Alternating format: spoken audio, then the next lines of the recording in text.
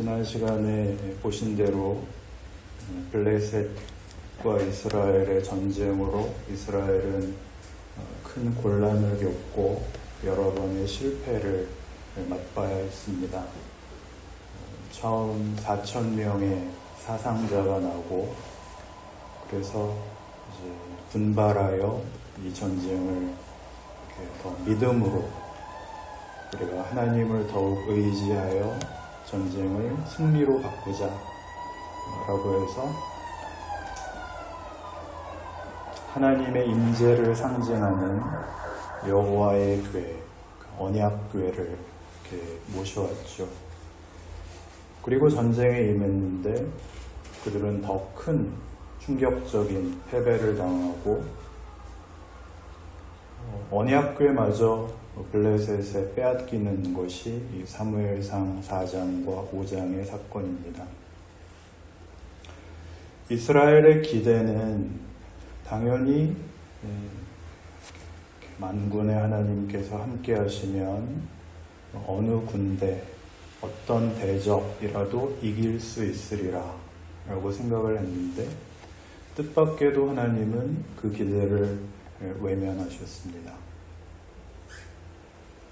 이스라엘 백성들은 이 전쟁에서 하나님이 패배하셨다라고 생각을 해서 그 패배로 인한 신앙적 혼란과 심리적 붕괴를 가져왔다는 것을 그 비느하스의 아내가 아이를 낳고 이름을 이가봇이라고 지은 데서 분명하게 보았습니다. 영광이 없다, 영광이 떠났다, 영광이 무너졌다, 그런 의미죠.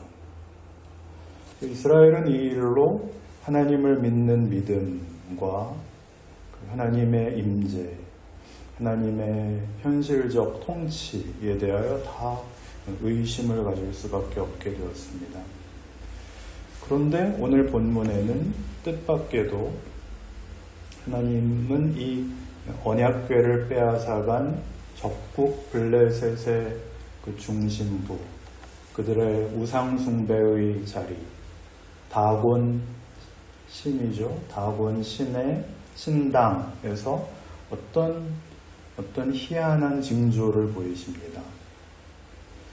이 당시의 세계관에서 신들의 전쟁인 이 고대의 전쟁에서 블레셋 사람들이 자기네들의 신이 승리했다라는 의미로 아스돗의 신전안, 다곤 신상 앞에 자기네들이 탈취해 가지고 온 이스라엘의 그 하나님의 언약궤를 두었는데, 이제 하룻밤을 지나고 아침이 되어 그 다곤 신을 섬기는 블레셋의 제사장들이 그 신전에 가보니까 자기들의 신상이, 그 다곤 신상이 자빠져서 자기네들이 탈취해온 그 언약궤 앞에 절을 하고 있는 겁니다. 그래서 이게 왜 쓰러졌지? 설마? 그랬다고는 성경에 안 나와 있지만, 어쨌든 그래서 다곤을 다시 세워놓고 그 이튿날에 가보니까 또다시 이번에는 머리와 손목이 잘려서 문지방에 걸려있고 몸뚱이만 남아서 언약궤 앞에 납작 엎드려 있는 자기네 신상을 보게 됩니다. 당황하게 되죠.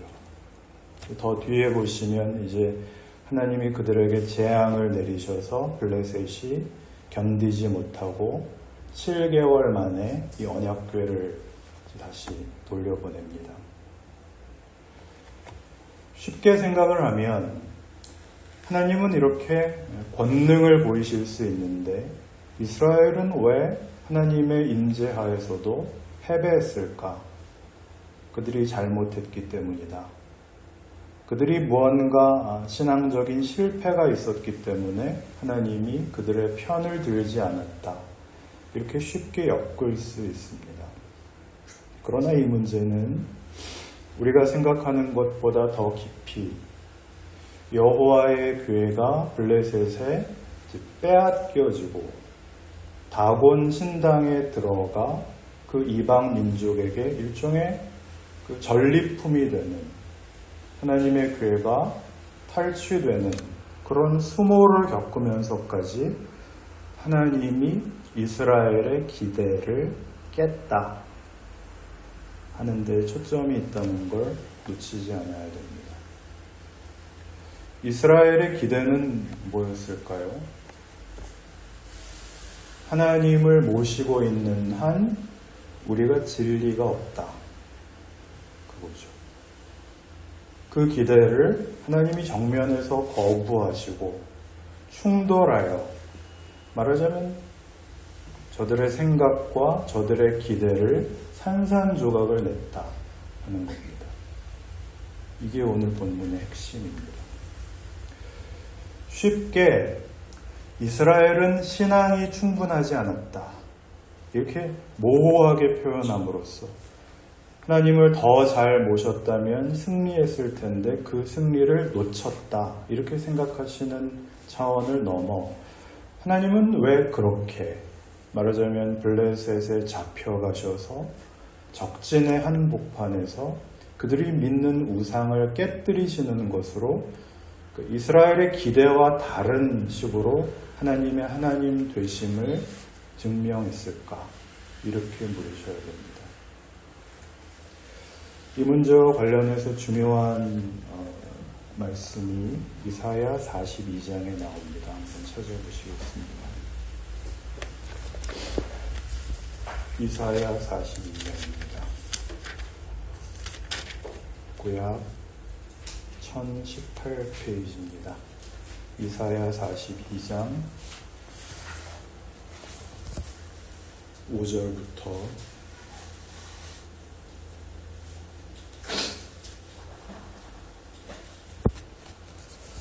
하늘을 창조하여 펴시고 땅과 그 소산을 내시며 땅 위의 백성에게 호흡을 주시며 땅에 행하는 자에게 영을 주시는 하나님 여호와께서 이같이 말씀하시되, 나 여호와가 의로 너를 불렀은즉 내가 네 손을 잡아 너를 보호하며 너를 세워 백성의 언약과 이방의 빛이 되게 하리니, 내가 눈먼 자들의 눈을 밝히며 갇힌 자를 감옥에서 이끌어내며 흑암에 앉은 자를 감방에서 나오게 하리라. 나는 여호와이니 이는 내 이름이라. 나는 내 영광을 다른 자에게, 내 찬송을 우상에게 주지 아니하리라. 우상은 그 이스라엘 역사에서 가장 중요한 주제입니다. 사사기의 실패에도 우상의 문제였고, 열왕기, 역대기 같은 데서도 보는 바와 같이 이스라엘의 왕들을 악한 왕과 선한 왕으로 나눌 때 그 기준이 우상을 섬겼느냐 아니었느냐 였을 정도로 이스라엘 역사 내내 그들의 실패와 멸망의 가장 큰 이유가 우상 숭배였습니다. 우상은 뭘까요? 우상은 무엇이길래, 우상이 어떤 문제이길래 하나님은 이처럼 우상과의 싸움을 가장 큰 주제로 삼으시는가? 우상에 대한 가장 요약된 정의는 신약성경 골로새서 3장 5절에 나옵니다. 탐심은 우상 숭배니라. 그럽니다. 아주 요약된 정의죠. 탐심은 뭐죠? 우리의 욕심입니다. 욕심 그 자체가 잘못이 아니라 하나님이 우리가 우리의 욕심을 채우는 정도의 수준으로 우리의 인생을 타협하지 않겠다, 그런 뜻입니다. 그게 내 영광을 다른 자에게, 내 찬송을 우상에게 주지 아니하리라입니다. 내가 원하는 것을, 내가 만족하는 것을 채워주는 어떤 능력, 어떤 수단, 어떤 대상이 성경이 말하는 우상입니다. 그 우상은 돈 그 자체도 아니고 권력도 아니고 다른 신도 아닙니다. 타 종교의 신상이 우상 아닙니다. 거기에 대고 절하는 우리의 욕망, 우리의 탐심, 우상입니다. 우리의 기대와 소원을 만족시키는 정도로 우리의 탐심이 우리의 주인이고 하나님은 그 탐심을 채워줄 수단에 불과한 그런 수준에 하나님은 타협하지 않겠다고 하십니다. 이 우상과 대비되어 하나님이 우리에게 요구하는 그 수준을 같은 이사야 43장에서 이렇게 말씀합니다. 43장 1절 야곱아 너를 창조하신 여호와께서 지금 말씀하시느니라. 이스라엘아 너를 지으신 이가 말씀하시느니라. 야곱아 이스라엘아는 구약에서 하나님의 백성을 부르는 이름이라고 했습니다. 너는 두려워하지 말라. 내가 너를 구속하였고 내가 너를 지명하여 불렀나니 너는 내 것이라. 네가 물 가운데로 지날 때에 내가 너와 함께할 것이라. 강을 건널 때에 물이 너를 침몰하지 못할 것이며 네가 불 가운데로 지날 때에 타지도 아니할 것이요 불꽃이 너를 사르지도 못하리니 대전하는 여호와 내 하나님이요 이스라엘의 거룩한 이요 내 구원자임이라. 내가 애굽을 너의 속량물로 구스와 스바를 너를 대신하여 주었노라. 네가 내 눈에 보배롭고 존귀하며 내가 너를 사랑하였은즉 내가 내 대신 사람들을 내어주며 백성들이 내 생명을 대신하리니 두려워하지 말라. 내가 너와 함께하여 내 자손을 동쪽에서부터 오게 하며 서쪽에서부터 너를 모을 것이며 내가 북쪽에게 이르기를 내놓으라. 남쪽에게 이르기를 가두어 두지 말라. 내 아들들을 먼 곳에서 이끌며 내 딸들을 땅끝에서 오게 하며 내 이름으로 불려지는 모든 자 곧 내가 내 영광을 위하여 창조한 자를 오게 하라. 그를 내가 지었고 그를 내가 만들었느니라. 우리는 하나님의 눈에 보배롭고 존귀하며 하나님이 사랑하시는 존재랍니다. 하나님이 하나님의 영광으로 우리를 창조하셨답니다. 그러니까 우리의 영광은 우리의 소원, 우리의 상상의 극치에 있는 것이 아니라 하나님의 의지, 하나님의 뜻, 하나님의 목적에 있습니다. 우상과 하나님의 차이는 뭐죠? 하나님은 생각이 있으신 겁니다. 하늘이 땅보다 높음같이 인간의 생각을 상회하는 하나님의 생각과 뜻이 있고 우상은 생각이 없습니다. 생각은 우리에게 있죠. 우리의 생각을 이루어주는 존재가 우상입니다. 수단이죠. 블레셋에게는 다곤이 우상이었습니다. 그럼 이스라엘에게는요? 이스라엘에게 하나님은요? 이스라엘에게 이 하나님의 언약궤는요? 이스라엘은 하나님을 블레셋과의 전쟁에서 이기게 해줄 수단으로 생각하는 겁니다. 하나님을 우리의 기대와 소원을 만족해 하시는 우리가 주인이고 하나님은 수단에 불과한 정도로 이스라엘은 하나님을 우상으로 섬긴 겁니다. 그러니 하나님이 그걸 허무시죠. 언약궤를 빼앗길지언정 다곤 신전의 전리품으로 끌려가는 수치를 당하실지언정 이스라엘의 우상 숭배를 하나님은 붕괴시키시는 것입니다. 이스라엘을 고쳐내기 위하여 하나님이 당신의 수치를 감수하시는 것이죠. 이 일에 하나님은 타협하지 않겠다고 하십니다. 이게 역사서입니다. 우상을 무너뜨리고 하나님이 우리에게 요구하는 수준, 그 하나님의 뜻, 하나님이 목적하시는 것을 채워가시는 과정이죠. 그것이 인류의 역사이고 우리의 인생입니다. 그러니 이스라엘이 하나님을 다만 수단으로 써서 자기네들의 안전과 자기네들의 필요를 채우는 것에 급급한 이 시점에서 하나님이 저들의 요구와 기대에 타협하지 않으시는 이 이야기는 실은 너무나 큰 은혜인 것입니다. 이 문제가 오늘 우리에게까지도 늘 시험거리가 되고는 합니다.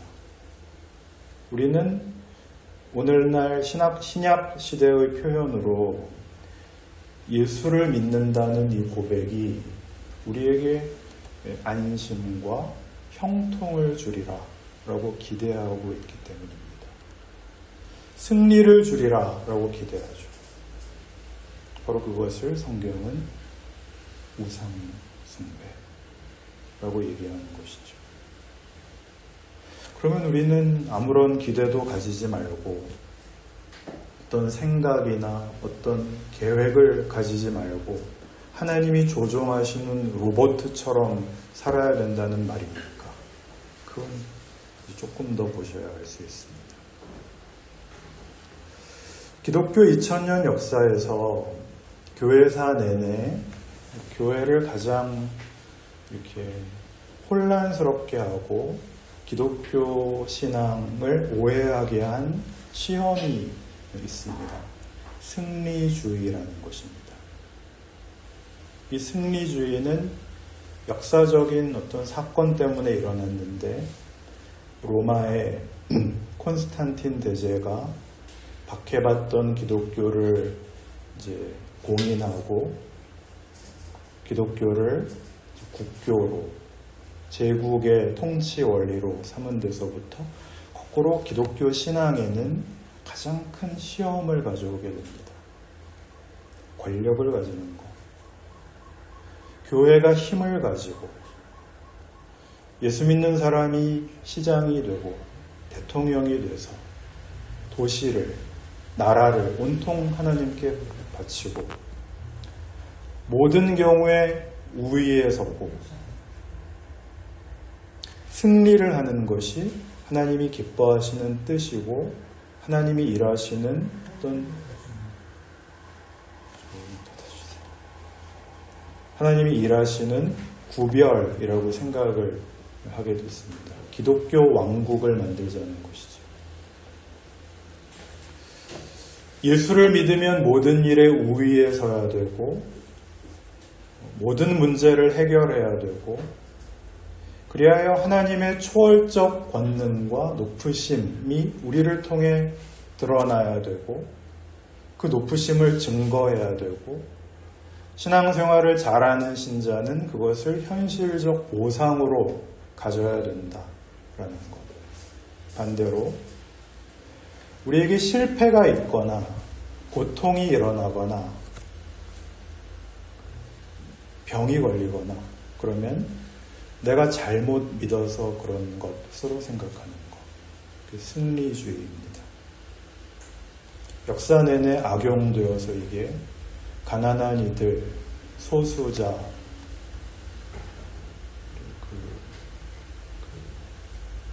서구인들의 눈으로 볼 때 유색인종들을 차별하고 배제하는 논리로 쓰이곤 있습니다. 그들은 잘못 믿은 자들 혹은 이교도이기 때문에 열등하다 그런 논리였죠. 중세 유럽의 마녀 재판도 같은 맥락이었습니다. 천민 자본주의와 결합한 미국식 근본주의 기독교도 나아가 태극기와 성조기와 이스라엘 국기를 흔들며 빨갱이는 죽여도 돼 라는 막말을 쏟아내는 광장의 극우 기독교인들과도 맥을 같이 합니다. 승리주의는 이처럼 우리로 하여금 언제나 보이는 싸움에 집착하게 하고 세상을 늘 이원 대립적으로 갈라치게 하고 보이는 싸움에서의 보상을 요구합니다. 오늘 사무엘상 4장 5장에 걸친 이 사건이야말로 바로 그 문제를 하나님이 정면으로 거부하시고 허무시는 장면입니다. 이스라엘의 패배를 요구하십니다. 놀라운 일이죠. 이 일로 이스라엘은 혼란에 빠집니다. 하나님의 임재, 하나님을 믿는 신앙의 확신, 그리고 삶의 근거를 다 잃습니다. 하나님이 하신 일입니다. 이스라엘의 혼란은 우리가 가지는 신앙상의 혼란과 일치합니다. 너무나 재미있게도 교회사 내내 기독교 신자들이 겪는 혼란은 이 승리주의로는 답이 되지 않는 신앙 현실에 대한 혼란입니다. 잘한 기억, 신앙의 보상, 그거는 띄엄띄엄 하나씩 있을까 말까 합니다. 소위 은혜 받았던 기억이죠.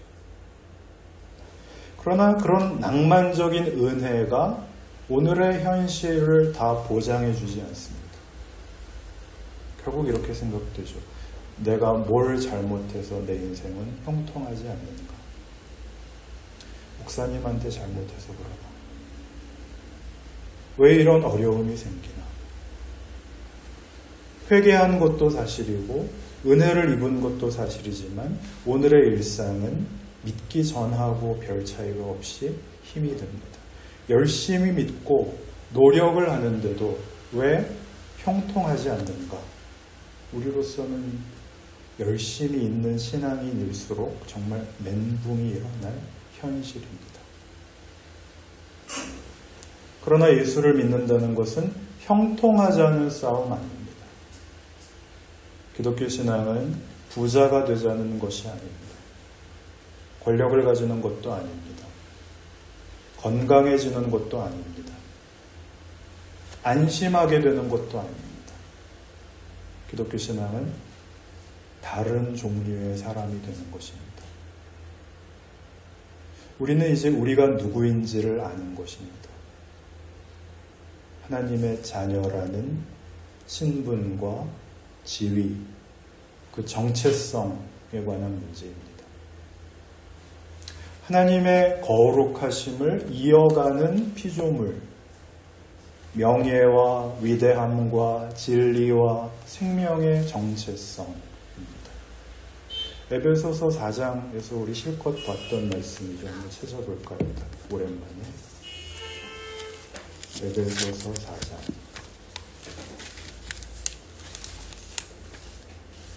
신약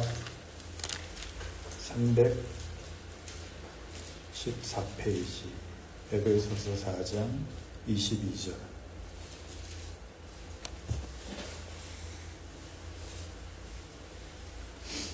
너희는 유혹의 욕심을 따라 썩어져가는 구습을 따르는 옛사람을 벗어버리고 오직 너희의 심령이 새롭게 되어 하나님을 따라 의와 진리의 거룩함으로 지으심을 받은 새 사람을 입으라.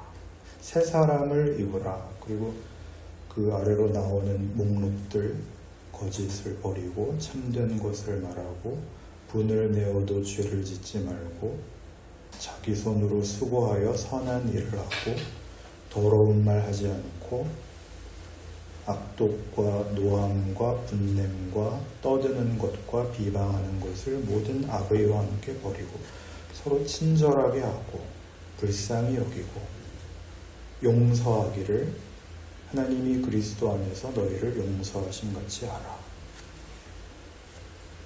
이런 모든 것들은 무슨 도덕적, 윤리적 기준으로 이렇게 제시되는 목록이 아니라 너희는 이제 이렇게 살 수 있게 됐다. 그런 뜻입니다.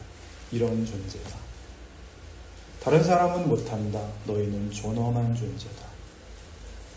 그런 우리의 신분, 우리만이 누릴 수 있는 복을 말씀하는 것입니다. 의와 진리와 생명, 존귀하고 거룩하고 위대하고 충만한 정체성입니다. 여러분의 인생 속 모든 정황에 이걸 담으셔야 됩니다. 형통하고 우월하고 잘나야 할 수 있는 것 아닙니다. 가장 큰 시험 속에서 이걸 하실 수 있어야 됩니다. 이 일의 중요성을 대부분 간과합니다. 아까 얘기한 승리주의의 현대 버전 고지론이라는 것이 있습니다. 내가 힘을 가지고 있고 승리하고 있어야 신앙생활 하는데 유리하다고 생각을 하는데 아니요. 정확히 그 반대의 길을 간 분이 예수입니다. 그는 하나님의 아들이십니다. 그러나 이 세상에 와서 오해받고 수치당하고 억울한 자리에까지 누명을 쓰고 죽어버립니다. 그 모든 경우에 그가 한 반응을 한번 생각해 보십시오. 왜 예수는 그 모든 경우에 반발하지도 않고 변명하지도 않고 설명하지도 않았을까요? 그가 해야 할 일이었기 때문입니다. 예수가 하지 않고는 이룰 수 없는 사망을 이기는 싸움이었습니다. 그래서 그는 그 모든 걸 감수하죠. 사람들은 하나같이 반대했습니다. 가장 대표적인 반대자가 베드로입니다. 주여 그럴 수 없습니다. 주께서 죽으시다니요. 아니 될 말씀입니다. 내가 맞겠습니다. 죽는 자리까지 같이 가겠습니다. 뭐라고 욕을 먹죠? 사탄아, 너는 나를 넘어지게 하는 자로다. 여러분의 인생이 형통하고 승리해야 하나님이 영광을 받으시고 복음의 증언이 된다. 아니요. 예수가 걸으신 길이 그렇지 않았습니다. 이런 길 아니었나요? 누구든지 나를 따라오려거든 자기를 부인하고 자기 십자가를 지고 나를 따를 것이니라. 내가 진실로 진실로 너희에게 이르노니 나를 믿는 자는 내가 하는 일을 그도 할 것이요 또한 그보다 큰 일도 하리라. 내가 하는 일, 그보다 큰 일이란 뭘까요? 우리는 영광을 생각하죠. 기적을 떠올리죠. 아니요. 우리가 예수보다 더 고단한 인생을 살 수 있다는 것입니다. 각오를 하셔야 됩니다. 그러나 그것은 얼마나 위대한 길인지요.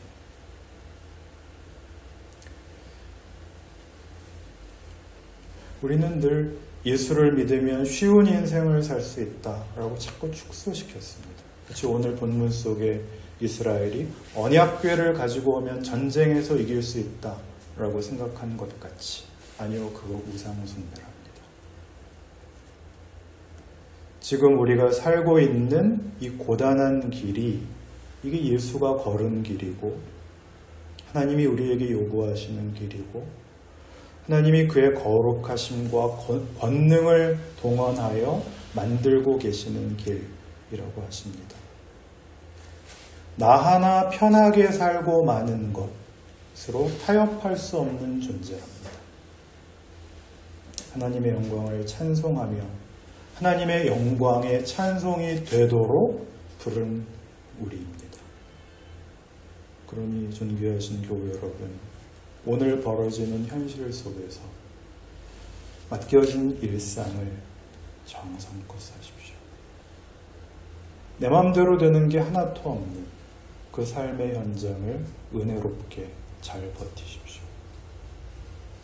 특별히 우리들의 가정, 이제 주일날 예배당에 같이 오기도 만만치 않은 이 과도기적 혼란을 겪는 청소년, 청년, 자녀, 인내가 필요한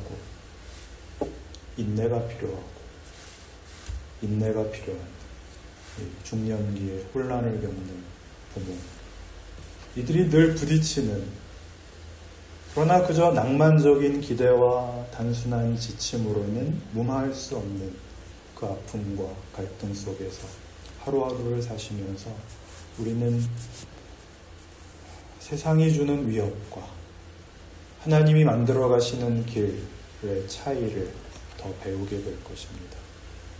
의와 진리와 생명에 대하여 살아있는 유일한 존재로서 여러분의 인생을 증언하며 사셔서 이 세상을 하나님의 은혜와 기적으로 바꾸어 놓으시는 멋진 역할을 감당하시기 바랍니다.